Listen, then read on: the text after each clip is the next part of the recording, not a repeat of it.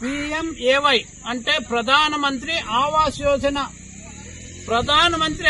యోజన కింద ఈ పథకాన్ని రాయదుర్గానికి తీసుకురావడం జరిగింది. ఇప్పుడు అదే బీజేపీ ప్రభుత్వమే కేంద్రంలో ఉంది.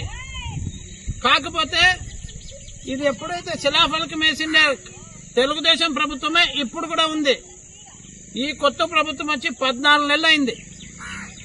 నాకు బాగా గుర్తుంది, 1.5 సంవత్సరం కిందట సెల్ఫీ ఛాలెంజ్ విసిరారు కాలువ శ్రీనివాసులు గారు.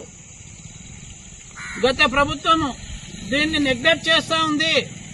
మేము అధికారంలోకి వస్తే తక్షణమే 1008 మంది లబ్ధిదారులకి ఇల్లు ఇస్తాము, 21 బ్లాక్లు పూర్తి చేసి ఇస్తాము అని చెప్పి, అయ్యా కాలువ శ్రీనివాసులు గారు 14 నెలలు అయింది.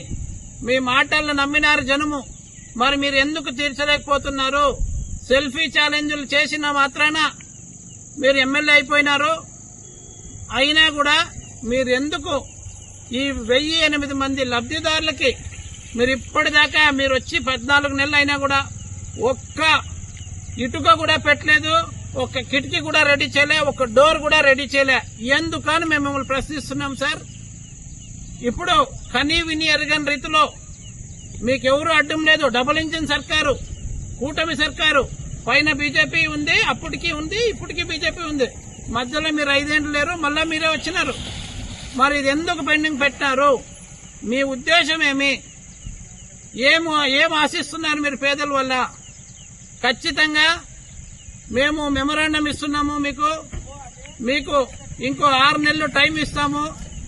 6 నెలల లోపల ఈ టిడ్కో ఇళ్ల నిర్మాణం చేపట్టకపోతే రాయదుర్గం కాంగ్రెస్ పార్టీ తరఫున మేము ధర్నా చేస్తామని చెప్పి మీకు చెప్తున్నాము, తెలియజేస్తున్నాము.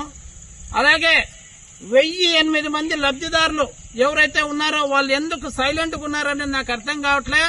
నేను ఇంతకు ముందు కూడా చెప్పినాను, మీరొక్కసారి మీరు గళమెత్తండి. లేదు, మీరు నేరుగా వెళ్లి పోరాడే శక్తి మాకు లేదు అంటే మా దగ్గరికి రండి, మీ కష్టం ఏదో మాకు చెప్పండి. నేను నా ఫోన్ నంబర్ ఇస్తున్నాను, GPR help line phone number రాసుకోండి, 3865 66233 73 865 66 233 GPR హెల్ప్ లైన్ కి ఫోన్ చేయండి. మీరు ఎవరైతే లబ్ధిదారులు ఉన్నారో 1008 మంది లబ్ధిదారులు నన్ను ఆశ్రయం నాది ఒకసారి మీరు ఫోన్ చేయండి. మీ తరపున నేను పోరాడతాను.